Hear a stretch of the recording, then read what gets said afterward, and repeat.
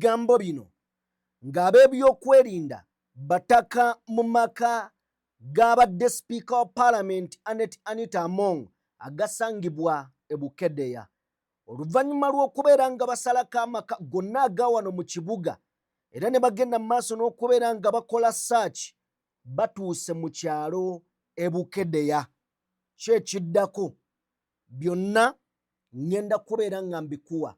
Omukulu amanyiddwa nga Andrew Mwenda avuddeyo n'agamba nti akadde kano abantu bannansi bannayuganda basanyufu, bonna basanyufu, era nga mu kadde kano omuntu akyasinza okubeera darling, akyasinza okwagalwa mu Uganda bamuyita General Muhoozi olwa step gye yateekenze okubeera nga yavubye ekyennyanja ekinene ekiri kyenguzi. Njagala omutuwe katini. Let me begin with what is visible. If you go and talk to people in the public, people are very happy with Muhoozi. They feel General Muhoozi has taken action that has been lacking, and Muhoozi's actions have generated mass excitement. People are so happy in Uganda. And I'm telling you, you'll be surprised. I'm listening. You can do a poll right now. Muhoozi is the most popular human being in Uganda. I need to zoom out on the reaction of all. Yes. I think right now Muhoozi is the most admired public figure in Uganda because they feel he has slain a beast of corruption. What is visible. If you... Andrew Mwenda. Kakati, mwenna ababadde batubuuza lwaki tukola emboozi eno eya Mongo. Point eryawo. Nti tubadde tuwagala okuggyayo ekinyusi okutuuka nga bano bavuddeyo ne beeyogerera nti kyonna kye bali mu kukola bali mu kuzimbira General Muhoozi political base. Bali mu kubeera nga bakozesa ensobi Anita Among ze yakoze okulaga nti General Muhoozi wa njawulo, wa kabi, wa kitalo era alina ky'asobola okukola. Wabula waliwo ebibuuzo ebirina okusooka before nga temunnaba mmutembeeta. Omukulu amanyiddwa nga Ofono Opondo avuddeyo n'abuuza ddala Muhoozi yali mu position ekola ekyo kye muli mu muwaanira mutuwe. Officially, we have been told is fighting corruption. In our laws, is it the job of the CDF and the military to fight corruption in the civilian institutions? Then the other institutions then you ask yourself of what evidential value that evidence gathered is or will be to the courts of Uganda. If you go with soldiers, you go with fire trucks to either threaten or intimidate somebody to open their house. You go with swords. You go with swords. Power swords. I have been told that on the first day, there was no search warrant. The first search warrant was brought the following day. Olunaku olwasookera ddala okulumba Anita Among tewaliwo search warrant. Mu mboozi eno twolekedde okumanya kiki ekiri emabega w'okkuba Anita Among. Ffenna bannayuganda tukkiriza nti Among abadde yeejalabya. Among abadde ajeeyita. Among abadde n'amaanyi mangi. Naye abali mu mukuba bafulontinzeeyo yakozesa bubi w'ofiisi, muli wanguzi n'ebintu ebirala era ng'ebyobugagga bye biri mu kubeera nga biboyebwa. Kiki ekiri emabega w'enteekateeka zino? Tukkiriza era tubadde nga tubalaba abatugoberera. Emboozi eno mugiveeko, eno diversion. Bw'ebanga eno diversion ng'eyina abantu beeri mu kukwatako, nammwe be mwavayo ne mulumiriza nti mpuuga sente ezo wazifuna otya, then diversion nnungi eno. Bw'ebeera ng'ekwata kuba linnungi, naye nkugambye erimu ebintu bibiri bye tugenda okutunuulira olunaku olwaleero. Erimu Mwami Museveni okubeera ng'amazima gali nti tukyogere, yatuuka n'atyama Anita Among ng'amaanyi agafunye mangi, Among ng'ali ku buli wamu ne ssente ng'azifunye. Mwami Museveni awo takwagalawo. Funa ssente zo weejak naye kasita amanya nti structures ze oziyingiddemu, bo yawo oba toliiwo. emboozi eno girinde mu bujjuvu tugenda beera nga tugikuwa nzikiriza nkole mbwe nti katono nnyo nzije tutandikirawo. DPTV Uganda, Dawn People Television. Sente FUFA zefuna FUFA efuna $1 million 5 okuva mu FIFA. FUFA efuna $1 million emu eya women football. FUFA efuna $25 ejja $2 okuva mu FIFA. FIFA esasula operations zonna ezikolebwa FUFA. Ngokusasula sente esasula abakozi ba FUFA. FIFA omujozi gwa Uganda gwe tulina okwambala. FIFA eketalinga fo. Imipira gye tulina osamanga Uganda. Vaku clubs but Uganda Cranes. National team yona FUFA tuwa contain almost nga namba y'emiki. Kugamba ituwe ebintu byonna bitwali batwetaga okukozesa. Kati ngovude ku sente ezo waliwo ne sente eziva mu CAF $1 million 2. $1 million 2 ziyambeko era mu FUFA mu kuddukanya emirimu gy'omupiira. Kati ngovude ku sente eziva mu bitongole ebyo eby'omupiira. Tulina ne sente zetufuna mu ba sponsors aba Uganda. Okuli MTN nga yatuwa $1 million 2 buli mwaka okubeera nga sponsor wa Uganda Cranes. Kuliko Bidco etuwa emitwalo $3 million ew'omupiira $3 million. Kuliko NIC National Insurance Corporation ewa FUFA $6 million 6. Ne kubeerako Bet Power ewa FUFA 1.8 billion shillings. Ne kugamba bw'otandika okumenya sente FUFA zeyingiza ne kubeerako Nirvana Water 500 millions. Bw'omenya sente FUFA zeyingiza kati gatako ne zino eziva mu kit collections mpira nga Uganda Cranes gyesamba. Omupiira gusinga okukola sente ntono Uganda ng'ekyaziza omupiira ddala ng'ennambole abantu batudde emitwalo 2.3 Uganda eyingiza ekitono nnyo nga kuvuddeko emisolo FUFA Federation esigaza emiliyoni nga 8 kati tusamba empiira emeka omwaka. So ne buddiiruzo obulala bonna ne byesimenye enteekateeka gy'owulidde Mike Mutebi alambulula butya omuzannyo gw'omupiira mu Uganda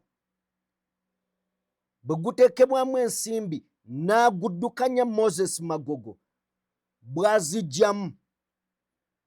Enteekateeka eno gy'enaamalira nga Magogo naye bamutadde ku ntandaalo. Ndaba nga ye move. Bw'olaba Michael Mutebi bw'aba ayogera awunzika agamba tuyita General Museveni, tuyita General Muhoozi. Mu kaseera kano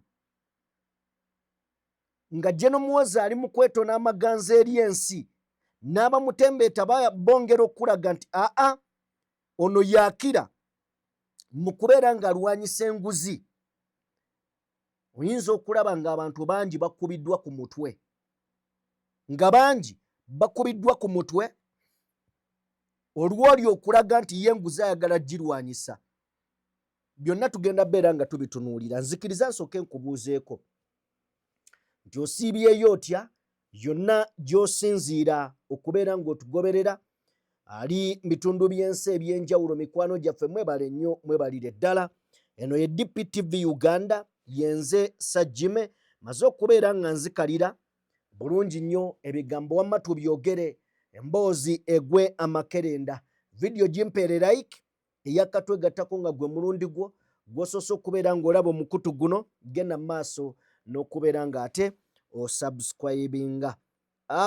Kankutegeeze ku Sheikh Ashraf omusomi ate era omulombi wa dduwa munoonyeko gwe ayina ebizibu eby'enjawulo asobole okubeera ng'akuyamba mu ebyo ebikutaataaganya oba ebikusumbuwa. Ennamba yeeyo ku screen teweesigiriza mukooneko mukwano gwange. Njagala onzikirize ntandike n'okutegeeza mukadde kano amawulire agagenda maaso okuviira ddala Bukedea mu maka ge yabadde sipiika owa paalamenti y'eggwanga Uganda. Ebintu bikyagenda maaso n'okubeera nga biranda era byongeredde ddala okufuuka nnamulanda okkira ku mabeere g'embwa. Nzikiriza ssebo oba nnyabo nkutwale mu mbeera egenda maaso. Ebitongole ebyokwerinda amagye abakulu okuva ku CID, poliisi n'ebitongole ebirala bimaze okubeera nga bisalako amaka g'abadde sipiika Anita Among nga bw'olengera awo ku screen yo sebo mukwano gwange nga bagenda maaso n'okwoleka gate eya Anita Among okugenda maaso n'okubeera nga balaga nti abakulu bamaze okutuukayo. Era mbadde ndabaawo munnamateeka we Caleb ng'agenda maaso bamuyita Caleb Araka adduse kipayopayo asobole okutuuka eri amaka ga client we alabe ate ogubadde. Njagala tusooke tuweeko just ku sound waawo bw'aba nga mwali.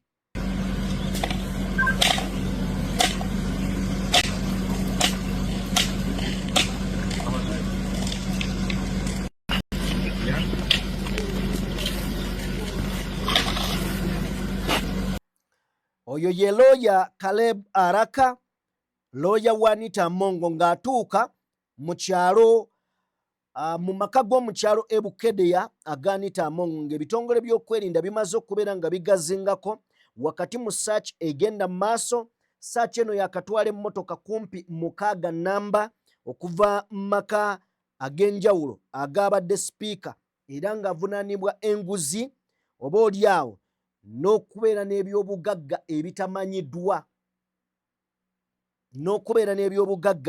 ebitamanyiddwako. Ensimbi obadde ozijjawa, ozifuna otya, okwegaggawaza okutuuka ku eryessa n'ebiri bwe bityo. So mukadde kano byebyo ebisookerwako bye twakafunawo nga embeera nga bweyimiridde. Twategedde bbaawe bamupetitioninze na byonna ebyagenze mu maaso. So bagamba obugagga Anita Among bwaliko ateekeddwa okubeera nga ensimbi y'omuw'omusolo abadde agikwata bubi, ye nga yeegaggawaza okutuuka we tusoose ne tukitegeera. Mu mboozi eno ogenda kuwulira ebintu eby'enjawulo bigenda kukusigira ekifaananyi ku ky'amazima amatuufu ekikubya Anita Among. Bannange munzikirize, ffenna tuyinza okukkiriziganyiza wamu nti Anita Among, munsonyi okukozesa kino ekigambo kankikozese si mu bubi, nti oyinza okugamba abadde n'amaalo, oyinza okugamba abaddemu kugamba oba nkiyite ntya, sagala kukozesa kigambo kiyinza mutyoboola, naye engeri gy'abadde alagamu ebyobugagga bye amazima amatuufu nga tesaana.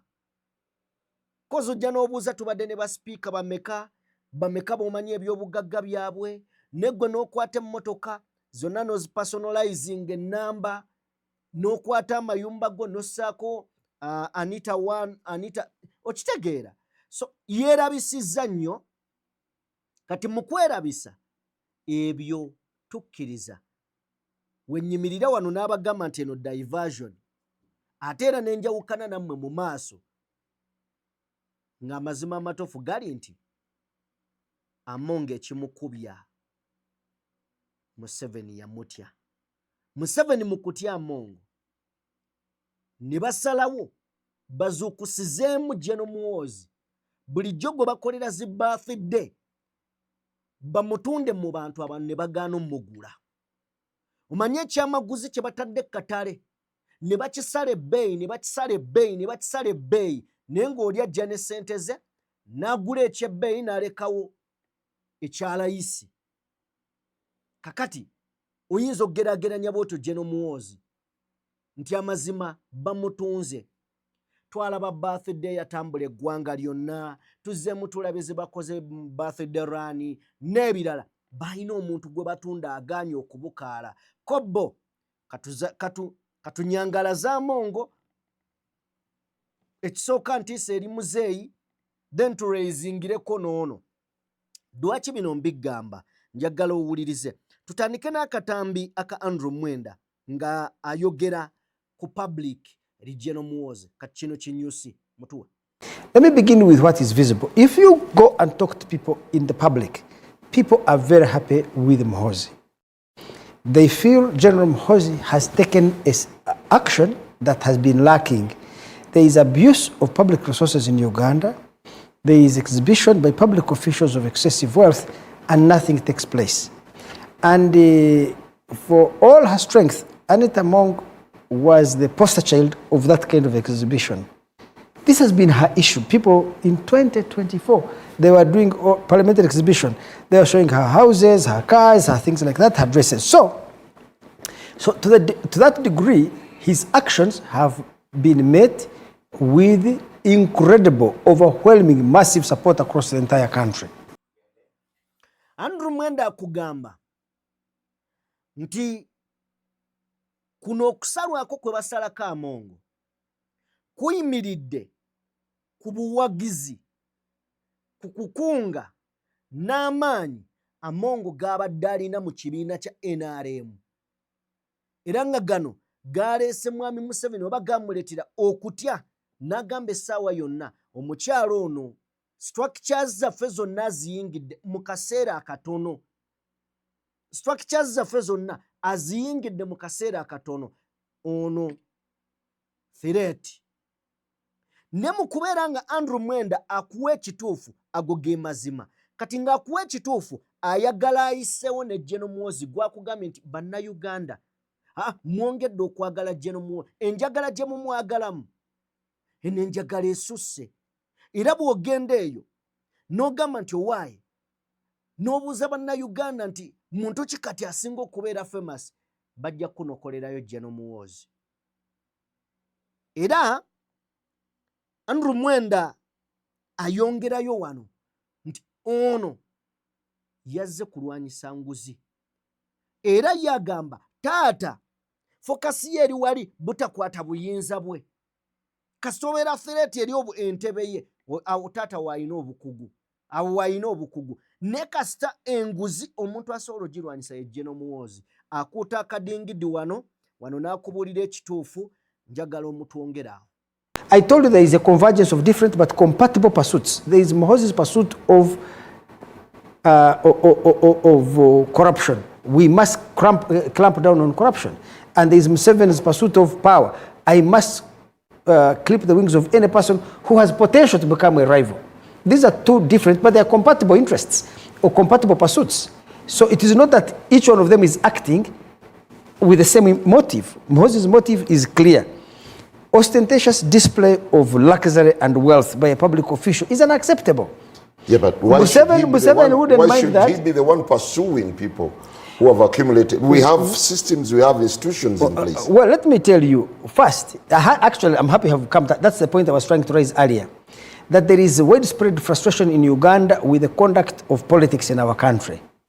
And Muhoozi's actions have generated mass excitement. People are so happy in Uganda. And I'm telling you, you'll be surprised. I'm listening. You can do a poll right now. Muhoozi is the most popular human being in Uganda. I need to zoom out on the reaction of all. Yes. I think right now Muhoozi is the most admired public figure in Uganda because they feel he has slain a beast of corruption. Nsobola okukkiriziganya naye nti General Muhoozi ali mu matu nnyo. Naye amawulire gakolebwa mu ngeri bbiri, mu bubi oba mu bulungi. Naye nga sinnaba kutuuka waawo, tuddeyo. Ekibuuzo Simon Njala kyamubuuzza kibadde ki? Ekibuuzo kibadde nti y'alina okulwanyisa enguzi, institutions endala ziriwa, ebitongole ebirala biriwa. Andrew Mwenda ekyo kibuuse.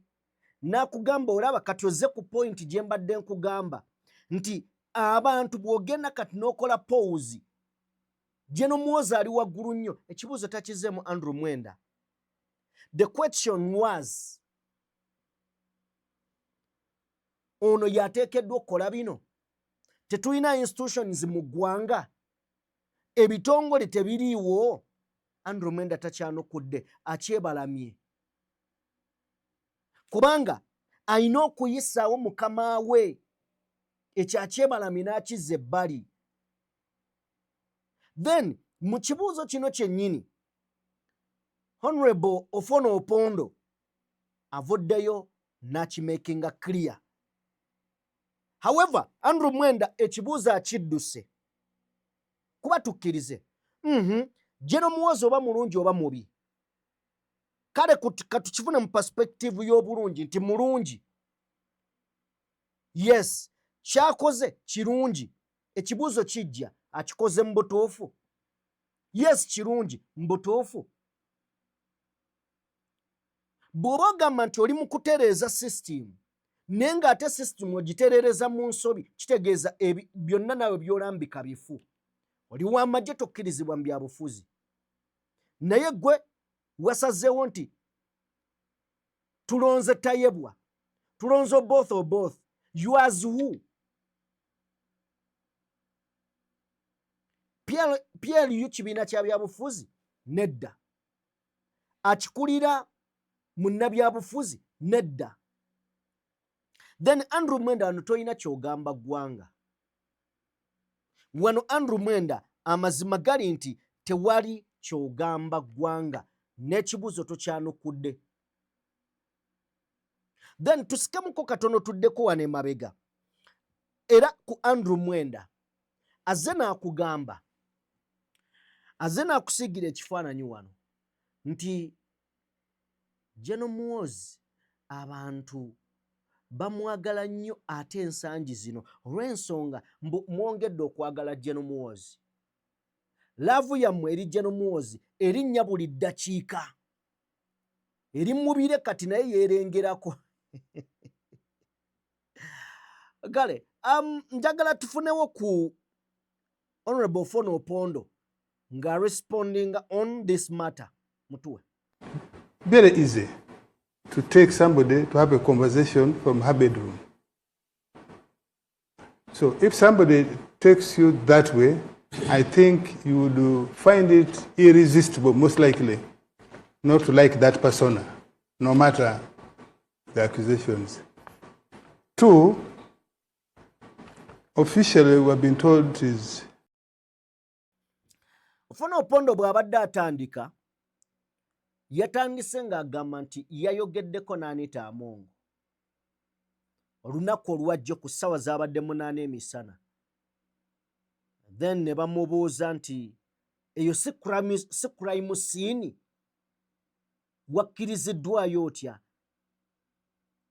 N'ababuuza nti mwalabako ekiwandiiko kyonna ekigamba nti eno crime scene abantu temuggyaawo, ng'ate bw'osiriikirira teriiwo. Yayongedde n'agamba nti yayingira ne mu nju ya Anita Among ne batuula ku buliri bwa Anita Among ng'agezaako okusiga ekifaananyi butya Anita Among gy'ali omuntu bw'ayanguyira abantu. Omanyi buli muntu abeera n'ensobi naye abaako n'ebirungi. Butya bw'ayanguyira abantu. Ne bamuga muteekeddwa okubeera nga mwayinawo enkolagana ey'enjawulo omuntu wakutuuliza ku buliri kakyabadde annyonnyola awo. Oyinza okugamba ate tutuuse tutyawo nti n'abaga si nze nzekka naye omuntu wakutuuliza ne mutuula ku buliri kiraga butya bwakwesiga nga tafuddeeyo. Then wano waayingirizaamu ensonga ya Muhoozi. Ebibuuzo bino ndowooza bisobola okwanukula omukulu amanyiddwa nga Andrew Mwenda. Andrew Mwenda gwe tumanyi obulungi nti nga bakwata abaana ba NUP abagambibwa nti bayambala ebyefaanaanyiriza so si eby'amagye.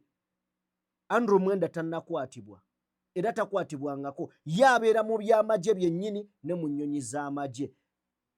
Kakati yajja wano abuulira abantu amateeka. Mutuweko. Fighting corruption in our laws. Is it the job of the CDF and the military to fight corruption in the civilian institutions? Then the other institutions. Then you ask yourself of what evidential value that evidence gathered is or will be to the courts of Uganda. If you go with soldiers, you go with fire trucks to either threaten or intimidate somebody to open their house. You go with saws. You go with saws. Power saws. I have been told that on the first day, there was no search warrant. The first search warrant was brought the following day. if it is fighting corruption, that should stand the test of the law in court. Would it be? So to me, the question of abuse, I would expect, and I think we are going to challenge on the floor, bring Auditor Council of Parliament and we see which money is lost by who. It's not just saying that because somebody has good houses, of course, Anita throws her wealth in the face of people and can be reversive. Yes, it is. Especially when not many people know you as a business person. The most way they know you is as a public official. Yeah, but there was an exhibition, a parliamentary exhibition. I don't go by exhibition. I don't expect the state of Uganda to rely on media exhibition. That can be a tip-off where you start. A whistleblower. A whistleblower. Yeah. But I don't expect the CID of Uganda, the IGG of Uganda, to use that now to carry somebody to the public. Yeah, but you've had the public outcry. Not to the slaughterhouse. Even the president himself at one time complained about you are the ones who are budget corruption. No, you are the ones who are talking. You are the one who's talking about the rule of law. When you say the rule of law, what does it mean? If you accuse me, the accusation must be up to the standard of the law. That's what it means. You have refused to defend Dr. Besigye. I'm talking about today. Today, now, that was yesterday. If you're investigating corruption, do you go and put members and trucks to barricade as if you're dealing with the Al-Shabaab? So for me, I'm raising those because I think if you add 1 + 1, it will be equal to 5. What he's saying, that I think it is... So many things are not adding up. Not adding up. I would challenge the people who are conducting this, let them give the public the update. Since they have decided... A daily update. Since they have decided to play to the public gallery via the media. Yes. Do you find that normal? That everything they leak to the media, they show the media? Do you find that normal? That really you are prosecuting, you are investigating a criminal case. Do you find it normal to say, because we have found an expensive car of opulence, according to you, and you announce we are going to sell it and take back the money? Is that how criminal investigations are concluded, prosecuted? That you find something in my compound and immediately say, announce, you are going to auction, you are going to sell it? Is that the standard of the laws of Uganda? This thing is embarrassing. We do not have standards. This thing, let's look at it as if let's look at it as if the CDF is now trying to buy into public trust. No, because when it comes to that's not how the laws of Uganda work. That you go and dance to the public if you want to buy. If you are fighting corruption, there are procedures in the law. There are procedures in the law, and I shudder. I admit. Don't shudder. I admit. You built this monster. Yes, we did. Don't. We did. Don't you find I think Mwenda is shy. Because when you say this power and transition, haven't some people said that they have dreamt, or other people have dreamt on their behalf that they would be president? Do you find that, don't you connect those dots? Even if it was a joke, do you joke on state matters of that nature? Is that how we do things? So please. And now I go back, and I agree with Salam that I think the NRM is being hijacked. And I'm going to have the right forum, because we are going to have a caucus. If NRM has endorsed candidates, and along the way, the candidates... You know, bw'obanga owuliriza ofuna opondo, ensonga ze zonna ntuufu. Omanyi abantu abamu bali mu kukkiriza nti we are in transition. Tuli mu kukyusa oba mu nkyuka y'obukulembeze okuva mu muntu omu nga budda mu mulala. Naye transition eno eri mu kukyuka ate ng'ekyusibwa mu bukyamu. Omuntu omu baagala omuguza ensi nti waakabi, baagala omuguza ensi nti mulungi, ne bw'otunuulira ebikolwa bye biri evil, naye abamutembeta baagala omutunda ng'omulungi. Because ffenna tukkiriza nti Among ono abadde mwejalabi, ago mazima. Naye bw'obanga olwanyisa omuntu alidde enguzi, amazima eno si y'engeri gye balina okulwanamu omuntu alidde enguzi. Kino kikulaga nti there is something behind, there is a hidden secret gye baayidinze from the public, ne babawa Anita Among, ensi n'ekuba enduulu, but nga waliwo ekinene kye bali mu kuyisaawo. General Muhoozi, no doubt, yeegwanyiza entebe. Era they have to do everything okakasa nti bannansi mumuwulira. Tebagenda kufaayo, naye tagenda kufaayo oba mumuwulidde mu bitagasa oba mu bigasa, as long as yayogedde ensi neewulira era ne bamwogerako. Oba okitegeera? So bwe kibanga nguzi eyite in a proper way. Bwe bibeera nga bintu birala oba olyawo ne bibitegeerekeke, kubanga buli we muba nga muyisaawo ebyammwe naye nga mwekwese mu nguzi, mukola ensobi, of which ezo ensobi zigenda kuaffectinga omulala anaakola ensobi eyo, kubanga temujja kwagala muyisa mu process gye mwayisaamu Anita Among. Kankitereeza oyinza okuba tontegedde.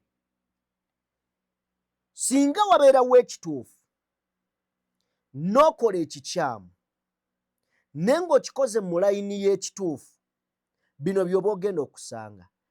Singa onaakwata omuntu ono ng'omukutte, ng'ensonga z'omukwatidde amazima teziriiwo, ne n'okozesa etteeka lino eririwo okumusiba, tayimu egenda kutuuka ono omusibye talina kye yakoze, talina musango. N'okozesa etteeka eririwo okusiba talina musango, tayimu egenda kutuuka ng'aliwo agulina ebyaddala. Naye ng'abirina bino, etteeka lino terigenda kukola ku ono, kigenda kwetaagisa okujja okuteekawo obulimba, ozimbireko omuntu ono ebintu ebirala, so that ensi tekukwata negamba ye naye n'ono bwe kiti n'ono bwe kiti. Ate era etteeka lyerimu kakaki ekiri mu kukolebwa nti bakuba Among ku lw'ebiruubirirwa bye tuwulira mbu bayisawo General Muhoozi. Ne time bw'enaatuuka ng'ekituufu nakyo kizze. Tugende tuwulire Andrew Mwenda. Andrew Mwenda ayongerayo, njagala osooka omutwe. Now,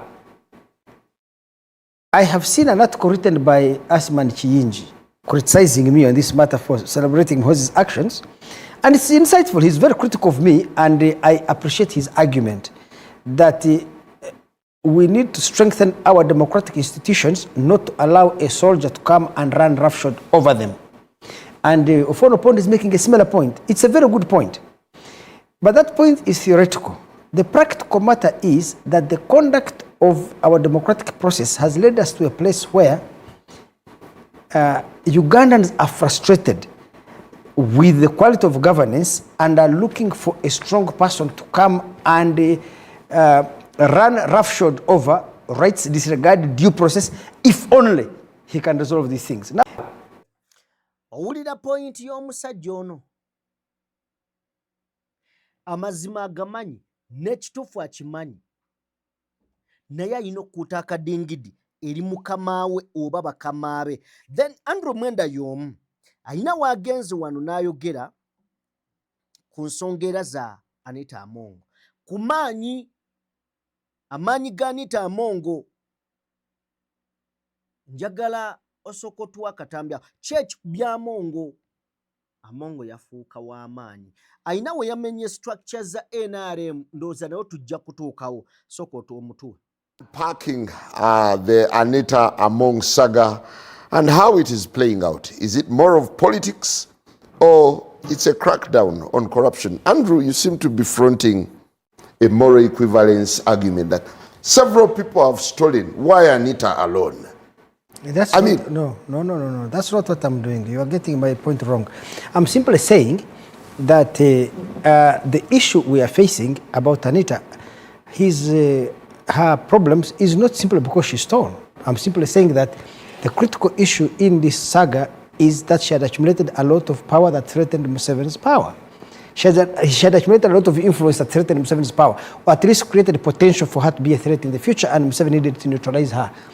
I don't deal with those other simple things, and I'm not creating a more equivalence. Mwenda may have accumulated a lot of power, but not rather a lot of money, stolen a lot of money, but not threatened Museveni's power. Museveni is a power maximizing political entrepreneur. So the key denominator here is once you bid for power in NRM, yes, it's a sin. Owulira ensonga eyo nti once you bid for NRM power bubeera buzibu. Bw'ovaayo n'ogamba nti ovuganye omukulu mu NRM ebeera problem. Bubeera buzibu. Kozi ekibuzo kibadde kigamba nti Anita Among ali mu buzibu bwa nguzi oba bino bya bufuzi bye biri mu kuzannyibwa. Amazima amatuufu gali nti bino bya bufuzi byennyini ebitaliiko yadde okubuuza ebiri mu kubeera nga bizannyibwa. Era Andrew Mwenda alina w'atuuse n'agamba kozi akugambye nti Anita Among yatuuse nga threat eri mwami Museveni. Gw'oyinza okitwala ng'ekitono ne mwami Museveni kye bayita obuyinza takizannyisa. Takola ki? Takizannyisa. Era mu maaso wano ogenda kulya structure eza NRM Among z'abadde amenyeemenye nga zikutudde azitadde ku ttaka. Kakati asoose n'akuwa ku baani oba oliawo abatunuuliddwa nti babaddekawo nga bandyagadde okwegeza mwami Museveni n'akitegeera butya bwe bagenze. Njagala otu Andrew Mwenda oyo. So I'll give you an example. Among the people who have become so powerful in Uganda, take an example of Kale Kaihura. How did he end? Kale Kaihura I felt was a very loyal person to Museveni, and up to now I believe so. Would never have threatened Museveni's power. But Museveni was convinced that he had accumulated a lot of influence that could give him capability to seek the presidency. Amama Mbaba is the same thing. All of them ended in being fought. Bukenya. Bukenya, yes, exactly. So where Anita Among, I felt, although I think she's so politically brilliant, what she failed to do is she believed, I think because in her heart she felt she was loyal to eternity, to Museveni for eternity. She did not put herself in Museveni's shoes to say, if you have this mastery of the whole parliament, mastery of the NRM infrastructure, mastery of different institutions of state and society, that this can create potential for Museveni to fear you. But how in the first place did President Museveni allow her to accumulate all this power? She accumulated it because she was doing his bidding. Anita Among would never have accumulated that amount of power if she was not helping Museveni achieve his ends. So if you're in Museveni's shoes, there are people you use. In trying to use them, they may accumulate a lot of power. Because for you to be able to control that parliament, you need to have a sizable influence. Because what she was doing in parliament, she was not doing it for Anita Among, she was doing it for President Museveni. So that's the contradiction of power that Anita Among found herself in. What she was doing in the house was to achieve Museveni's ends. But in trying to achieve Museveni's ends, she accumulated a lot of influence. That influence became a threat to her boss. Then her boss said, I'm clipping your wings. So he will raise another person, and that person will fall. So this is a Museveni-Anita war, right? I think that is the fundamental. The fundamental of this struggle is Museveni trying to clip the wings of a person who had potential to become a rival. Now, I think kino kituufu nnyo. Simanyi gwe bw'olaba naye ndowooza kituufu nnyo. nti mwami Museveni cause bwakuwa amaanyi obuyinza n'alaba ng'otutumuse ofunye obuganzi oyagaddwa atandika okulaba nga ggwe ogenda mufuukira ekizibu atandika okulaba nga ggwe ogenda kufuuka kizibu. Kakati Anita Among yafuna amaanyi n'afuna obuyinza n'akola eby'obugagga, naye mu kukola eby'obugagga n'amasitalinga enkola ya mwami Museveni. Bribe the people around you, then oyitewo ogende. Bribe them, oyitewo ogende. Bawenguzi, basasule sente n'ebiringa ebyo. Nti mu bino byonna Anita Among abikoze. Akozesezza sente okukakasa nti afuna buli kye yeetaaga kubanga abadde n'access.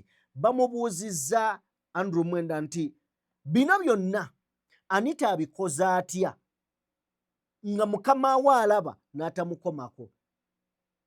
N'akugamba nti mwami Museveni ky'oba omanyi Anita Among mu parliament wali akola mirimu gya mwami Museveni era akolera mwami Museveni, aliwo ku lwa mwami Museveni. Bw'obanga woli ku lwa mwami Museveni akuwa amaanyi n'obuyinza okola by'oyagala. Ojja kukola buli by'owulira oyagala nga takufaako kubanga yakuwa. Naye eddakiika gy'abeerawo n'awulira nti atandise okwekengera, ebiddako biba tebigenda bbeera birungi. Kyova yali yagambye abasajja ababaddewo Bakare Kayihura, Amama Mbabazi, oba okitegeera Babukenya, nti bonna abamenye ebiwaawa. So Among mu parliament abadde akola mirimu gya mwami Museveni. Ne mukola emirimu gya mwami Museveni agetinze too much influence. Kino ne kiteeka mwami Museveni ku bunkenke ne ku nninga. Ne yeekengera ono omukazi ono duyinza okera ku makya n'andivula. Ekiddako kubadde kumumenya biwaawa. Then emboozi eno njagala tugiweere ddala amatu. Njagala otuwe Andrew Mwenda oyo. I believe that President Yoweri Museveni is trying to clip the wings of Anita Among, whom or in whose growing political influence in the state and in the NRM demonstrates that she has built capability to threaten his power. Then there is General Muhoozi Kainerugaba, who is personally revolted by public exhibitions of extreme wealth and luxury by public officials, and he would like to punish that kind of behavior. So those are two different, but they are compatible and self-reinforcing interests. So I want to come to deal with the real story. Yes.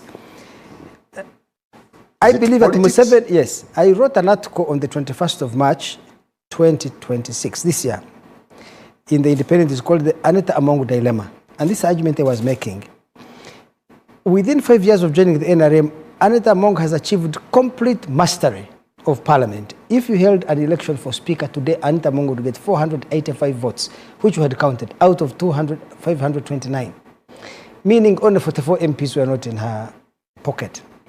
That is one. Two, using her influence on the Parliamentary Commission, she had used the Parliamentary Commission to give jobs to children, nephews, nieces of so many of Uganda's political, religious, and business elites.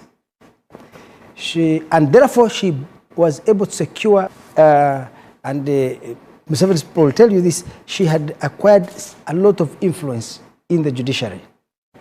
And the fourth, I think, which was the most decisive and could have become her biggest problem, was in NRM. She was new to the NRM. She runs to be vice chairperson of the NRM Women's League against Kadaga, who had been there for 40 years in NRM. Kadaga had been speaker for 20 years, deputy speaker for 10, full speaker for 10. In that contest, which has a broad-based electoral college, you know, to be elected to that job, you have the electoral college includes all chairpersons of LC3 across the country, all. Njagala owuliriza awantu awo. Njagala otuddizeyo katono seconds nga 3. Njagala owulirize nnyo awantu awo Anita Among.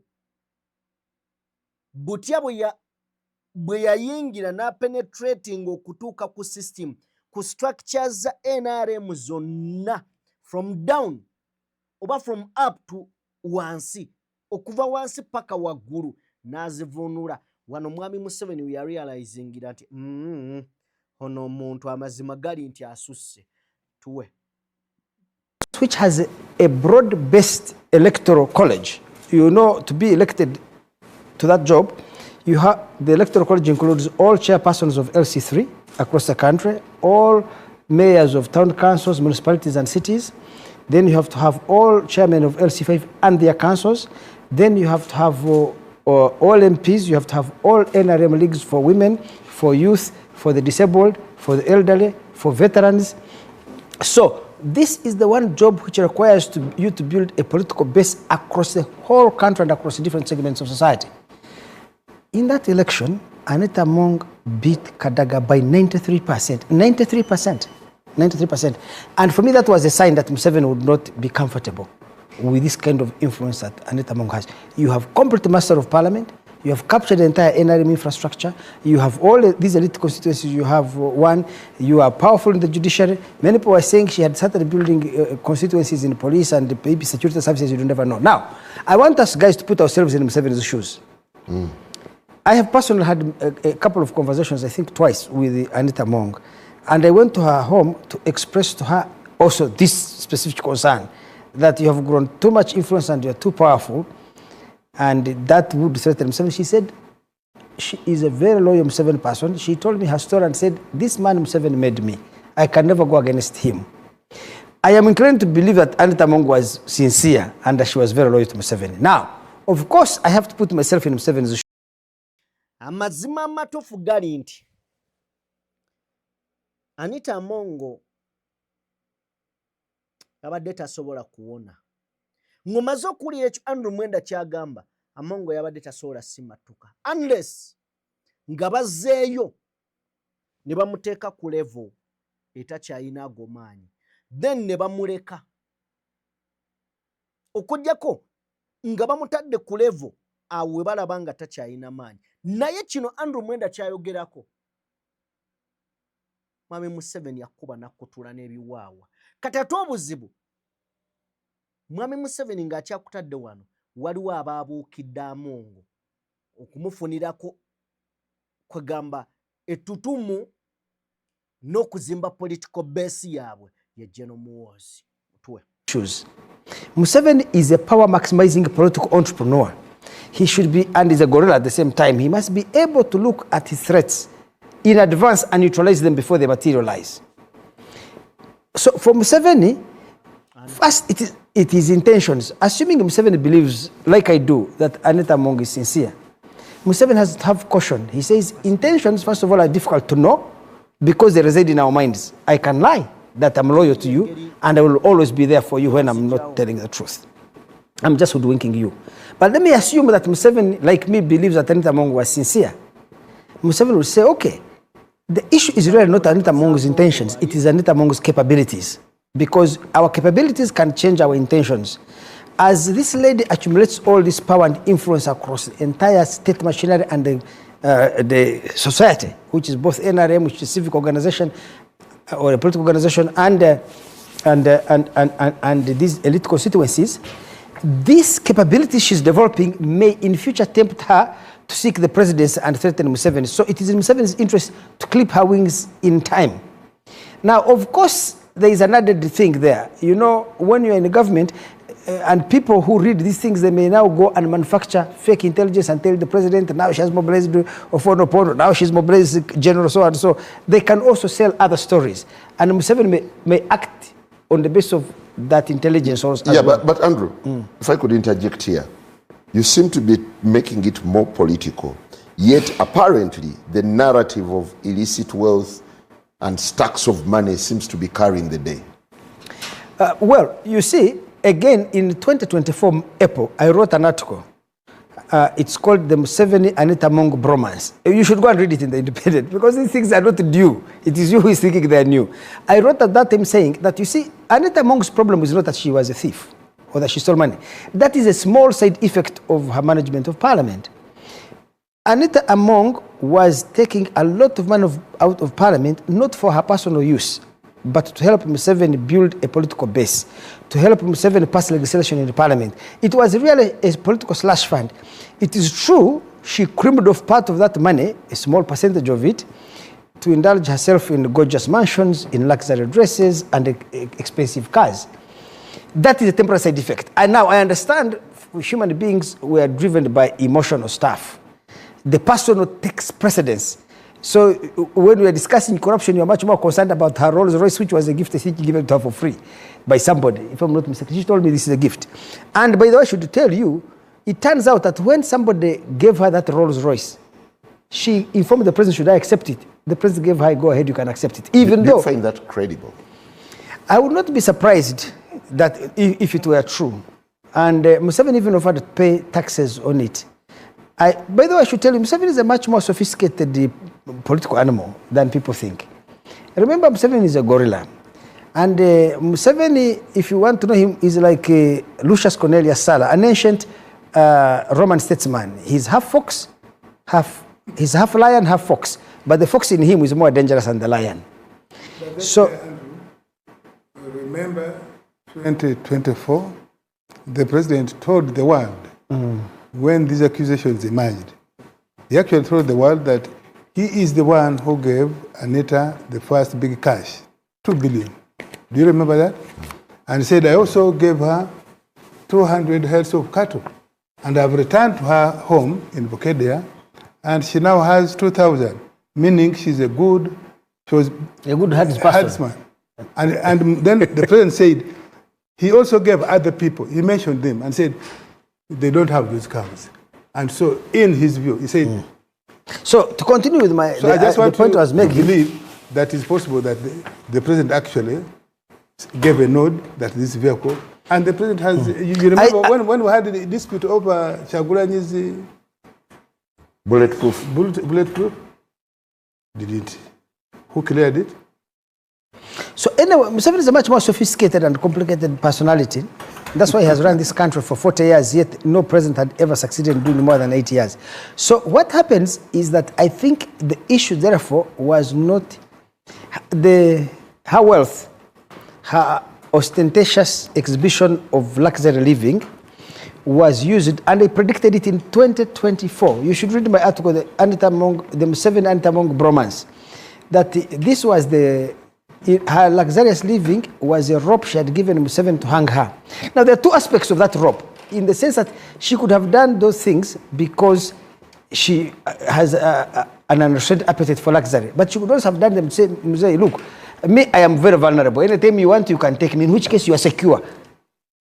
You get what I'm saying? So, to that degree, I felt that this intervention on the part of Museveni, his driving motive is that this person has become very strong and her wings need to be clipped. So it is about decimating a powerhouse? Yes. Now let me ask, if you talk about corruption, I mean, how many people have stolen big money in Uganda here? 10 times more than anything Anita could have stolen. How much is this? Let me assume each of those cars is $500,000, because the Rolls Royce is $1 million. And now these Land Cruisers I'm seeing are maybe $250,000. So let me assume her entire fleet is $2 million. Those houses of ours, let me assume they're $20 million, all of them. How much money is that?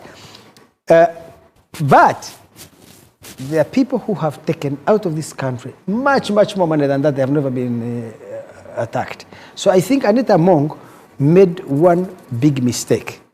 It's not that she stole money, it is that she accumulated a lot of power and influence, both in the state institutions, but also in civic institutions like the party and these elite societies, where she was able to secure a lot of loyalty. So she's a victim of ambition? She's a victim of her own success. The final thing I want to tell you, Simon, is that more than money, I think Anita Among's greatest asset, me studying her, was her personality. Anita Among is one of the most skilled human beings in winning over people. Not with money, but with empathy and with understanding. I have a young friend, he's called Brian Kaboyo from Hoima there. He was the mayor of Hoima. I think he was defeated in the last election. He was telling me recently that when he lost the election, Anita Among picked the phone and called him. This is an ordinary mayor in Hoima, to sympathize and empathize with his loss. Count how many people Among could have called who lost, or who won she called to congratulate. The other day I was jogging with an old friend from Western Uganda there. He told me he has a construction company and he got a contract and people in the ministry are trying to eject him, you know, use power and influence and kick him out. And a friend said, let me take you to Anita Among when she was speaker. He takes him there and Anita calls the PS and tells him, no, speaks in Rusoga. By the way, Anita Among speaks so many languages. She speaks Rutoro. Do you know that? Okay, Rutoro, because she worked in a central bank in Hoima.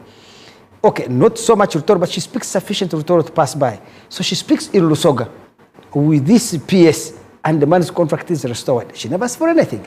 So I have talked to so many people and discovered, because I have a keen interest in Anita Among, keen interest, because I could see this person as meteoric rise. And I realized that she has very good interpersonal skills, hold a second, which make her a very powerful candidate, especially in an electoral college. If you put her in an electoral college right now in that parliament, she would still win. You can see this party still supporting her.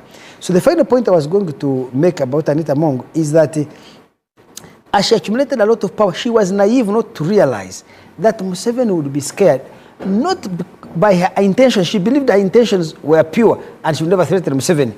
But Museveni does not believe in intentions. Museveni's risk comes from capabilities. The capabilities she had accumulated created potential for her to be tempted in the future to use those capabilities to seek the presidency. And that's why I think